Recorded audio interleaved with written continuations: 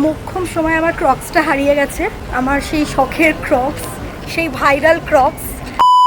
নিজের রোজগারে কেনা আমার প্রথম লাক্সারি ক্রক্স, আর এর যে কি আনন্দ কই মুঝে পুছো। এ কথা ঠিক যে আমাদের মতো মধ্যবিত্তদের শখটাও একটু ভেবেচিন্তে করতে হয়, কিন্তু কি করব বলো, প্রথম যখন 200 টাকা ক্রক্স পরেছিলাম তখনই একটা মনের মধ্যে সুপ্ত বাসনা ছিল একদিন ক্রক্সের শোরুম থেকেই ক্রক্স কিনবো, তাও আবার নিজের টাকা দিয়ে। জানো তো, আমার ব্যবহারের প্রতিটা জিনিসের প্রতি আমার ভীষণ অ্যাটাচমেন্ট অ্যান্ড মায়া, আর যখন সেটা হয় নিজের হার্ড আর্ন মানি দিয়ে কেনা, বুঝতেই পারছো তার সাথে একটা আলাদা ইমোশন জড়িয়ে থাকে। আজ থেকে 1 বছর আগে যখন আমি ক্রক্সটা এত টাকা দিয়ে কিনেছিলাম, সারাদিন ঘুরতাম ফিরতাম আর ক্রক্সটাকে দেখতাম। আমার প্রত্যেকটা স্টেপে ও আমাকে সাথ দিয়েছে, পাড়ার মাছের বাজার হোক কিংবা এয়ারপোর্ট। আমার প্রতিটা ঘুরতে যাওয়ার কনস্ট্যান্ট সাথী হচ্ছে আমার এই ক্রক্স জোড়া। আর জানো, এই ক্রক্স জোড়া পরে আমি প্রথম মায়ের মন্দিরে গিয়েছিলাম মাকে দেখাতে, আর ক্রক্সটা হারালেও মায়ের মন্দির থেকেই। যে চুরি করেছে তার উপর রাগ তো আমার রয়েইছে, এত টাকাতে আমার জুতো চুরি করেছে বলে নয়, রাগ এই কারণে সে আমার বড্ড ভালোবাসার একটা জিনিস আমার থেকে নিয়ে নিয়েছে।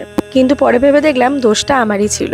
এই শিক্ষাটা মাই আমাকে দিলেন। আসলে যখন মন্দিরে ঢুকছিলাম তখনই শুনেছিলাম যে মন্দির থেকে নাকি জুতো কয়েকজনের হারিয়ে গেছে, আর সেই থেকেই আমার মনটা মাঝে মাঝেই জুতোটার দিকে চলে যাচ্ছিল। হয়তো মায়ের এটা পছন্দ হয়নি। আমাদের মা যে ভীষণ অভিমানী, সে সম্পূর্ণ অ্যাটেনশন চায় আমাদের থেকে, আর সেই অ্যাটেনশনই নাকি ভাগ বসাচ্ছিল ওই হতচ্ছাড়া ক্রক্স। তাই আচ্ছাই শিক্ষা দিল আমায়। মন্দির থেকে বেরিয়ে যখন ক্রক্সটা খুঁজে পেলাম না, প্রথমে প্রচন্ড মন খারাপ হয়েছিল, মাকে হালকা করে বকেও ছিলাম যে কেন এরকমটা করলে আমার সাথে। কিন্তু তিনি আমাকে হাসতে হাসতে এটাই বোঝালেন যে নাথিং ইজ পার্মানেন্ট, কালের নিয়মে একদিন সমস্ত কিছুই হারিয়ে যাবে, থাকবেন শুধু একজনই। Thank you for teaching us the life lesson, the ultimate truth. Love you মা।